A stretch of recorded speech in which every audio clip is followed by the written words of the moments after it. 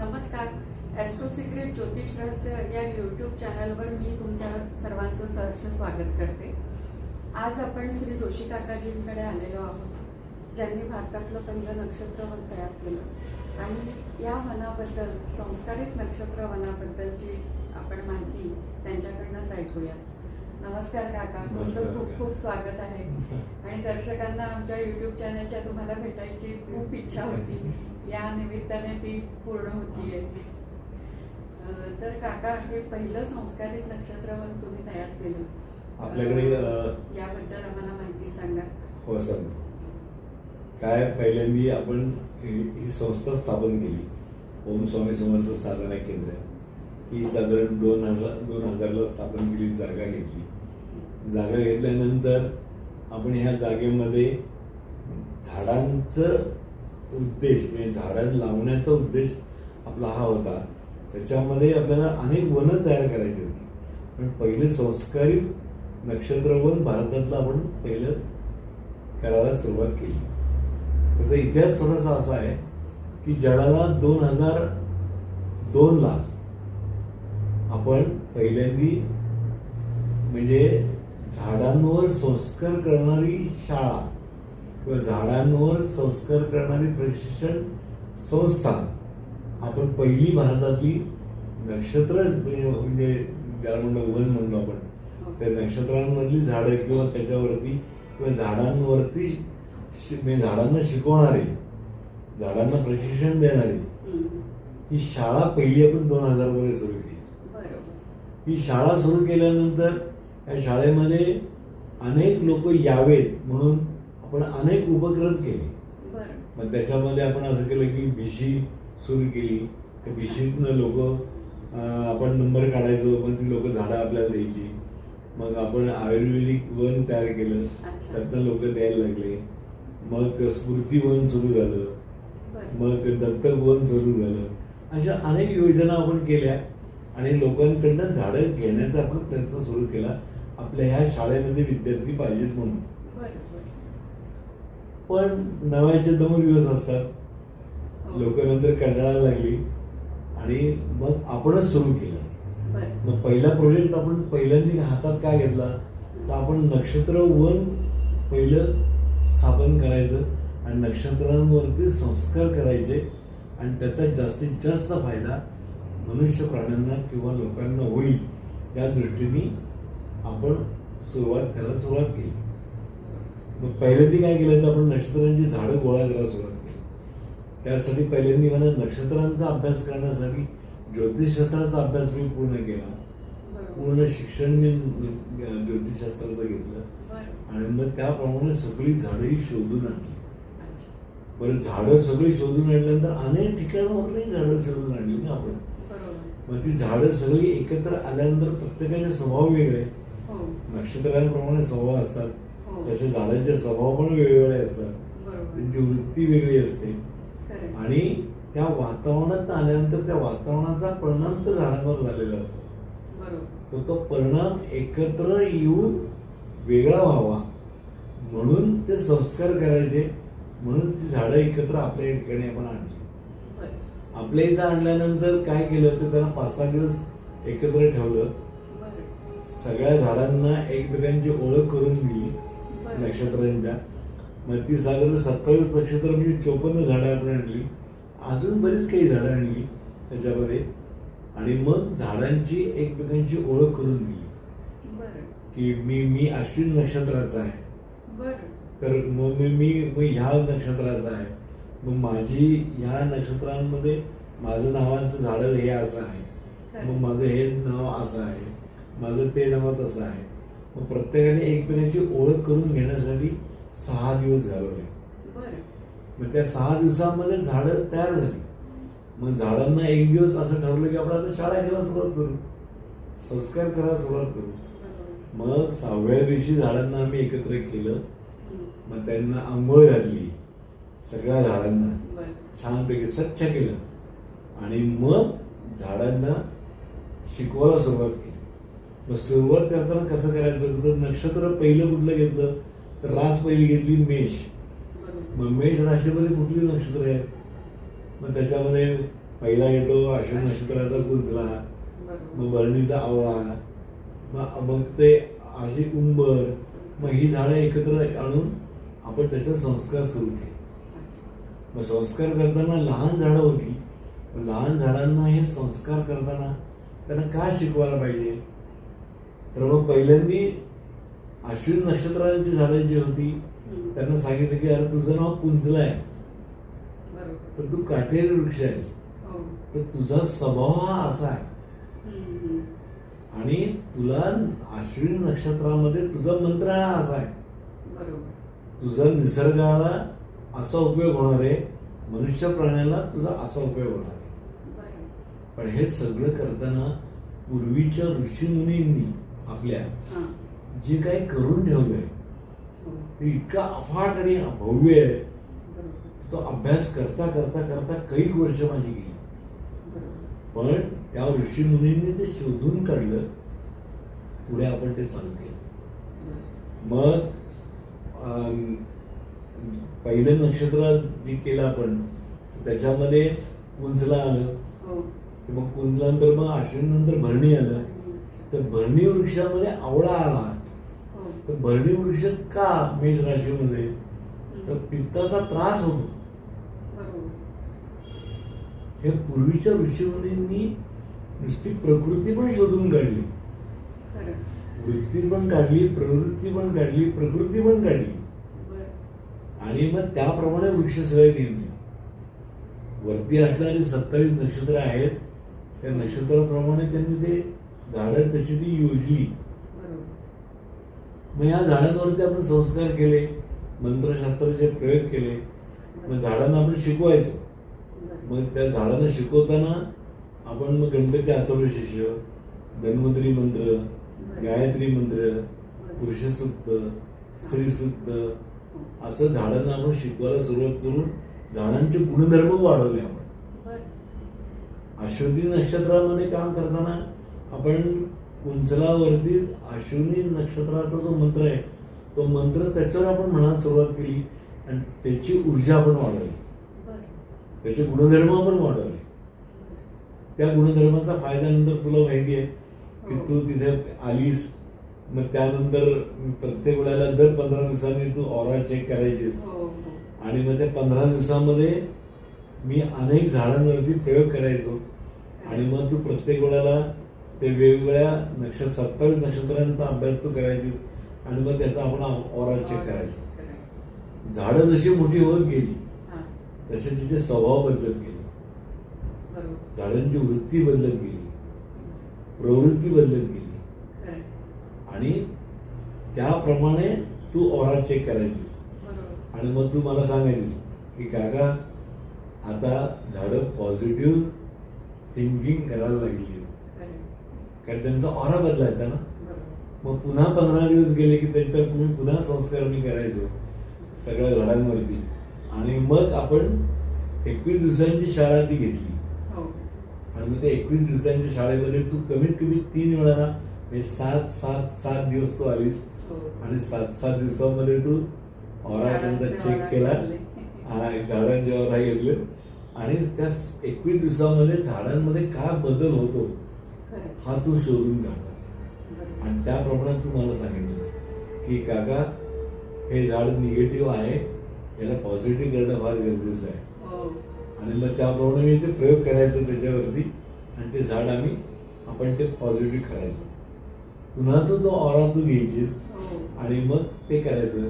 पण ह्या सगळ्या ह्याच्यामध्ये तू कधी थकली नाहीस, कधी दमली नाहीस. कारण मला तुमच्याकडनं आणि झाडांकडून ऊर्जा मिळायची ना, त्याच्यामुळे संस्कारित ते वृक्ष असल्यामुळे त्या वृक्षांच्या जवळ जरी आपण गेलो तरी आपल्याला इतकी सकारात्मक स्पंदनं जाणवतात आणि काकाजींनी जे मंत्रसंस्कार त्याच्यावर केले आहे त्याच्यामुळे त्यातली नैसर्गिक ऊर्जा वाढली आहे. नाहीतर नॉर्मल आपण कुंचला वृक्ष जर बघितला तर त्यात आपल्याला एवढी पॉझिटिव्हिटी मिळेल का नाही माहिती नाही. पण हे मी ऑरा फोटोग्राफी थ्रू चेक केलं आणि नंतर मला कळलं की नाही, ह्या कुंचला वृक्षामध्ये खरोखर पॉझिटिव्ह एनर्जी आहे आणि कधी कधी ते झाडं काकांवर चिडायचे पण बरं का. आणि तेही शूटिंग आम्ही केलेलं आहे, तेही या व्हिडिओच्या एंडला आम्ही नक्कीच शेअर करू. की चिडलेलं झाड, रागवलेलं झाड हे कसं निगेटिव्हिटी त्या वातावरणात पसरवायचं. आणि काकांनी त्याला प्रेम केलं, माया केली आणि त्याच्याशी अगदी आपण म्हणतो ना, एखादा व्यक्ती रुसला तर आपण त्याला सॉरी म्हणतो, त्याला मनवतो, तसं काका त्या झाडांशी बोलायचे. काका त्यांना माया करायचे, प्रेम करायचे आणि नंतर ते झाड सकारात्मक रिझल्ट देऊन काकांशी अगदी मायेने वागायचं, ते शेक व्हायचं असं या लँग्वेजमध्ये काका नेहमी म्हणतात आणि ते पॉझिटिव्हिटी स्प्रेड करायला लागायचं. नंतर मग आपण त्याच्यामध्ये लोकांना बसवायला लागलो. हो, मग लोक झाडाखाली येऊन बसायला लागली. पण ते झाडं लोकांना बसायच्या अगोदर आपण त्यांचा ऑरा चेक केला. हो, अनेक लोकांचे आपण ऑरा चेक केले. आम्ही आतापर्यंत आपण 300-350 लोकांचे आपण ऑरा चेक केले त्या गरव्यामध्ये. हो, आणि तो निगेटिव्ह असणारा ऑरा जेव्हा झाडांच्या खाली बसायची ती लोक हो, 2 तास त्याच्यामध्ये, आणि मग आपण पुन्हा त्यांचा ऑरा घ्यायचो तेव्हा तो पूर्ण पॉझिटिव्ह यायचा. पॉझिटिव्ह झाला. अशा अनेक प्रयोग तू केले आणि आपण ते दोघांनी मिळून ते करून दाखवले लोकांना की झाडं माणसांवरती काय प्रयोग करू शकतात, काय परिणाम करू शकतात. नक्षत्र वनामध्ये काम करत असताना अनेक लोकांना त्याचे फायदे पण झाले. खरं. खूप वेगवेगळे लोक झाडांनी गमतीशीर असे प्रयोग करून आपल्याला दाखवले. म्हणजे आपण म्हणतो की मी झाडांवर प्रयोग केला, तसं नाही, तर झाडांनी आपल्यावर प्रयोग केले आणि आपल्यामध्ये बदल घडवून आणले. तर हा जो उपक्रम आहे हा करत असताना आपण अनेक अडचणींना तोंड देत त्यामध्ये गेलो. पण झाडांवर प्रेम करून झाडांशी कसं बोलावं. मला पहिल्यांदा एक गोष्ट त्यामध्ये सगळ्यात कळली की झाडांचा स्वभाव, झाडांची वृत्ती, झाडांची प्रकृती आणि झाडांना होणारा त्रास तो कसा कमी करता येईल. झाडांना काय आवडतं, झाडांना वाद्य कुठलं आवडतं, झाडांना संगीत कुठलं आवडतं, झाडांना भाषा कुठली आवडते, या सगळ्याचा अभ्यास करून नक्षत्रवनावरती त्या सगळ्याचा परिणाम मी केला आणि ती झाडं त्याप्रमाणे तशी तयार झाली. आज ती झाडं भरपूर मोठ्या प्रमाणात उभी आहेत. आज तर ते वृक्ष झाले. आज तरी म्हणता 25 वर्ष झाली. आज नक्षत्रवन अबाधित वृक्ष आहे आणि ते सगळे वृक्ष खूप चांगले काम करतात. तिथलं संबंध वातावरण त्यांनी संबंध बदलून टाकलंय, पॉझिटिव्ह वातावरण तयार केलंय आणि तू ह्याच्यामध्ये प्रचंड मदत केलीस. नाही काका, ही संधी तुमच्यामुळे मिळाली आणि तुम्ही सद्गुरू स्वरूप आहात, तुम्ही हे सगळं करून घेतलं. आता एक मला असं विचारायचं आहे, या नक्षत्र म्हणजे काय याबद्दल आपण थोडं सांगाल का, ज्योतिषशास्त्राच्या अँगलने? काय होतं, नक्षत्र प्रत्येक जन्माच्या वेळेला जे नक्षत्र येतं त्याला नक्षत्र म्हणलं जातं. तुम्ही त्या कुठल्या वेळेला जन्मता त्यावेळेला जे नक्षत्र येतं ते पूर्वीचे जे भृगु ऋषींनी करून ठेवले किंवा अनेक ऋषींनी करून ठेवले ते नक्षत्र, त्याप्रमाणे त्याला ते नक्षत्र म्हटलं जातं. मग त्यासाठी तो आराध्य वृक्ष पण शोधून काढला ते. आणि त्या स्वभावाप्रमाणे ज्या नक्षत्राला तुम्ही जन्मता तसा तुमचा स्वभाव होतो आणि मग त्याच्यावरती उपाय म्हणून त्यांनी वृक्ष पण शोधून काढले नक्षत्राप्रमाणे. म्हणून मग ते नक्षत्र झालं ते आणि मग नक्षत्राचं वृक्ष तयार झालं, आराध्य नक्षत्र. बरोबर. आणि नक्षत्र म्हणजे एक पॉवर स्टेशन, पॉवर हब मानलं जातं. तर त्याबद्दल काका दर्शकांना थोडंसं सांगा ना. कारण मला असं म्हणायचं की प्रत्येकाचा स्वभाव हा काळानुसार बदलत जातो. बरोबर. म्हणजे तुम्ही ज्या लहान वयात असता तुम्ही तेव्हा वेगळे असता, मध्यम वयात गेले की तुम्ही वेगळे होता आणि जेव्हा तुम्ही सीझन्ड होता, मॅच्युअर्ड होता तेव्हा तुम्ही पूर्ण वेगळे होता. हे नक्षत्रांचे जेव्हा वरचे गुणधर्म जेव्हा बदलत जातात तेव्हा तुम्ही बदलत जाता. आणि त्याप्रमाणे मी जेव्हा नक्षत्र वरची नक्षत्र जेव्हा ती मॅच्युअर्ड आहे, जेव्हा तुम्ही मॅच्युरिटीकडे येता त्यावेळेला तुम्ही परिपक्व झालेले असता आणि त्यावेळेला तुम्हाला त्या संपूर्ण नक्षत्राचा फायदा तुम्हाला कॉस्मिक एनर्जी मधनं तुम्हाला हायएस्ट मिळतो. पण तुम्ही तो घेतला पाहिजे. आपल्याकडे लोक घेत नाही. तात्पुरते येतात, काहीतरी करतात आणि निघून जातात. त्यांना रिझल्ट मिळत नाही. तर रिझल्ट मिळावे अशी माझी इच्छा आहे. जे बसले, ज्यांनी केलं त्यांना रिझल्ट भरपूर मिळाले. हा अनुभव तुलाही आहे, अनेकांनाही आहे. आणि त्याबद्दल तुला जास्त माहिती आहे, तू जास्त त्याबद्दल बोलू शकतेस कारण तू अनुभव घेतलेस. म्हणजे खरंच सांगते, नक्षत्र वृक्षांच्या खाली बसून आपण तो दिलेला मंत्र म्हटला तर आपल्यातही सकारात्मकता निर्माण होते. आपला ऑरा पॉझिटिव्ह होतो, क्लीन्स होतो, निगेटिव्हिटी आपल्यातली जाते. हे पण ऑरा फोटोग्राफीने आम्ही वर्कआउट केलेलं आहे. आता एक आपण असं काकांना विचारूया की हे 27 वृक्ष जेव्हा तुम्ही लावले, आता प्रत्येकाची त्याची हे वेगळी असते. म्हणजे नैसर्गिक त्याची जी रिक्वायरमेंट असते, हवा, पाणी, जमीन. पण हे 27 वृक्ष तुम्ही जेव्हा काकांचा डोंगर फोडूनच म्हणजे आश्रम मठ तयार झालेला आहे, तर त्या खडकाळ जमिनीत तुम्ही जेव्हा ही वृक्ष लावली तर ते एक चॅलेंज नव्हतं का तुमच्यासाठी? आणि ते तुम्ही कसं ओव्हरकम केलं? ऍक्च्युली कसं होतं की माझ्या गुरूंनी मला शिकवलं होतं की झाडांना शिकवावं. झाडं जेव्हा लहान होती तेव्हा त्यांच्यावर मी शाळा घ्यायचो. तर शाळेमध्ये मी झाडांना शिकवायचो की अरे इथलं हवामान हे असं आहे, तुला ह्या ठिकाणी इथं आणलंय, पण इथलं हवामान असं आहे, इथली माणसं अशी आहेत, इथल्या माणसांची वृत्ती अशी आहे, इथलं वातावरण हे असं आहे. या वातावरणामध्ये तुला जगायचंय. या वातावरणामध्ये तुझा स्वभाव बदलून द्यायचा नाहीये. तर तुझा मूळ स्वभाव जो आहे तो तसाच तुला ठेवायचा आहे, पण ह्या वातावरणात तुला जगायचंय. आणि त्यासाठी तुला जे लागणार आहे ते मी देणार आहे. मी त्यासाठी प्रयत्न करतो आहे की तुला कसं मला सांभाळता येईल. आणि झाडांनी त्याप्रमाणे मला सहकार्य केलं आणि त्याप्रमाणे ह्या झाडांना मी सांभाळलं आणि ही झाडं त्याप्रमाणे मोठी होत गेली आणि झाडं जगली. मेन सांगायचं म्हणजे सगळी झाडं जगली. सगळ्या झाडांनी मला सहकार्य केलं. हे त्यांचं कौतुक आहे की त्यांनी माझं ऐकलं. शाळेमध्ये झाडांना सकाळी 2 तास मी शिकवायचो, संध्याकाळी त्यांना 2 तास शिकवायचो. त्याच्यामध्ये मी त्यांना सांगायचो की तुम्ही ऑक्सिजन कसा तुम्ही द्याल, तुम्ही लोकांवर परिणाम कसा करणार आहात, तुमच्या खाली बसल्यानंतर तुम्ही त्यांच्यावर काय इफेक्ट करणार आहात, लोकांनी काय करायला पाहिजे जेणेकरून तुम्ही त्यांना फायदा करून देणार आहात. हा सगळ्याचा अभ्यास करत करत लोकांना पण आम्ही सांगितलं आणि लोकांनी त्याप्रमाणे केलं. तसं झाडांनी त्यांना मदत पण केली. पण ते झाडांना शिकवावं लागतं, झाडांना समजून सांगावं लागतं.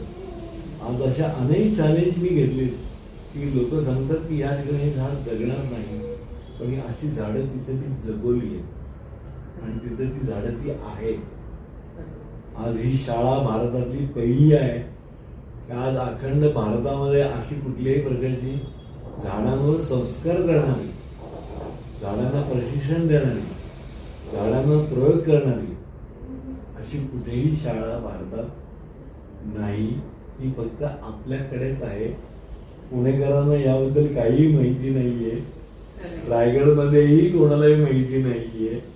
म्हणजे रायगडमध्ये श्रीवर्धनमध्ये लोकांना माहिती नाहीये की अशा तऱ्हेची शाळा या ठिकाणी आहे.